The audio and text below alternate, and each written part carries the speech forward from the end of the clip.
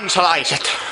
Täällä Suomessa on uusi, uhkaava, järkyttävä päihde, joka on vanha päihde, jota on nyt Suomesta hävittää jo aikaa, joka on lakikin meinattu. Se ei ole viina, se ei ole tupakka, eikä se ole kannabis eikä heroiini, vaan tämä päihde on tuettu niin uhkaavaksi Suomen kansalaisille, että sitä on enää laivoiltakin saa.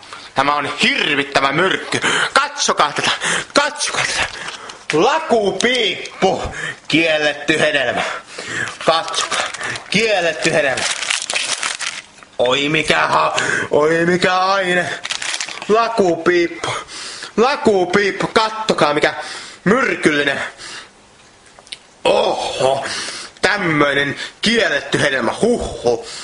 Katsokaa, tämä minun ystäväni, tämä kuvaa tämän hetki, kun minä nautin tätä kauheata tuohon. Katsokaa, nämä aromit. Nämä aromit sekoittavat minun pääni. Katsokaa.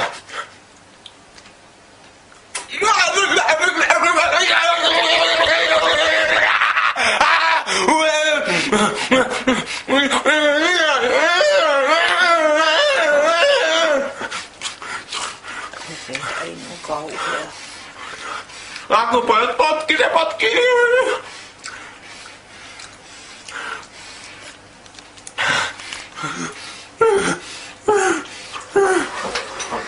Nyt ymmärrät, miksi lakupiippu pitää kieltää.